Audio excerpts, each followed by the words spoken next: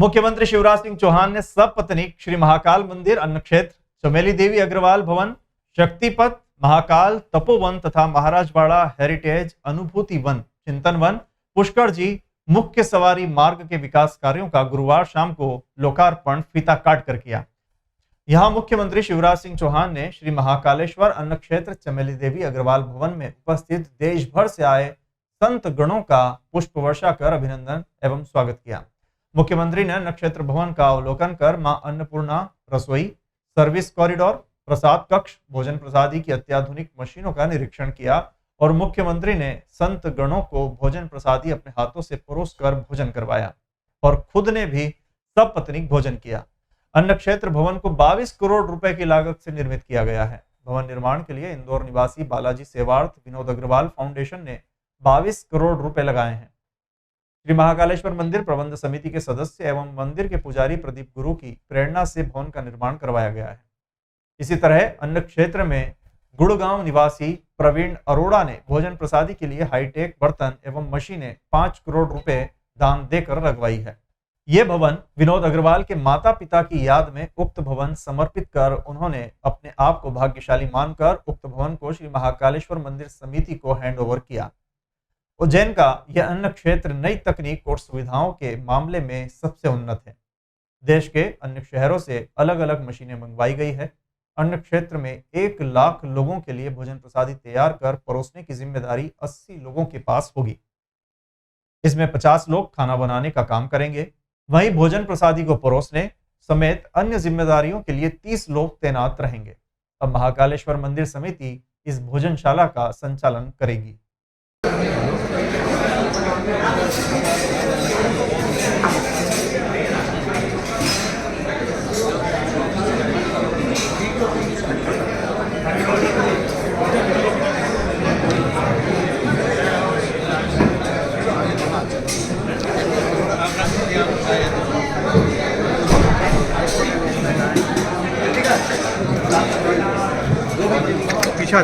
मशीनें यहाँ लगी गई है। दूसरा, इस भोजनशाला को देखकर मैं समझता हूँ कोई भी 7 स्टार होटल की ऐसी भोजनशाला नहीं होगी। पूरी हाइजीनिक ये बनी है। इसका निर्माण हमारे जो प्रमुख संरक्षक है विनोद अग्रवाल जी अग्रवाल समाज के, उन्होंने अपनी माताजी की स्मृति में ये कराया है। आप देखते हैं कि पैसा बहुतों के पास होता है, बाकी दान देना, वो 22 करोड़ से अधिक की लागत से इस भोजनशाला का निर्माण हुआ है। वो उनके ट्रस्ट के सौजन्य से, उनके परिवार के सौजन्य से। और है कि जो अतिथि निवास अभी इसमें महाकाल लोक में जो बनने जा रहा है, उसमें भी अग्रवाल समाज जो 12 कैंपस बनेंगे उसके लिए तत्पर है। अग्रवाल समाज के जो हमारे विनोद जी अग्रवाल और इनके साथ की टीम है उस कार्य को करने के लिए।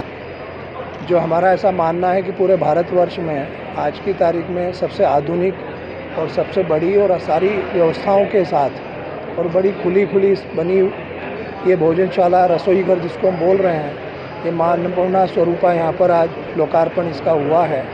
कल से रूटीन में शुरू हो जाएगी और उसके अंतर्गत कम से कम जो किचन व्यवस्था है, कुछ इक्विपमेंट और अगले 10-5 दिन में आ जाएंगे। 80 से 1000 से 1 लाख लोगों का भोजन एक साथ बन सकता है और दिन भर भोजन यदि करते रहते हैं तो 40 से 50 हज़ार लोग आज की तारीख में यहाँ भोजन कर सकते हैं। और यहाँ पर किचन में भी सारे आधुनिक जितने भी इक्विपमेंट्स, मशीनें, चाहे रोटी बनाने की मशीनें हों, जितनी भी सब आधुनिक इसमें लगी हुई है और आज इसका लोकार्पण। उज्जैन धार्मिक नगरी इसलिए चुना गया कि जब इसका एक भव्य रूप हुआ, नया कॉरिडोर और नया जो महाकाल का रूप बना, तो अन्न क्षेत्र तो पहले भी यहाँ महाकाल में चलता ही था, सालों से चलता था, लेकिन बहुत छोटा रूप था। तो प्रशासन की ये कल्पना आई कि अन्न क्षेत्र भी बहुत बड़ा होना चाहिए, क्योंकि यहाँ लाखों करोड़ों भक्त आएंगे बाहर से।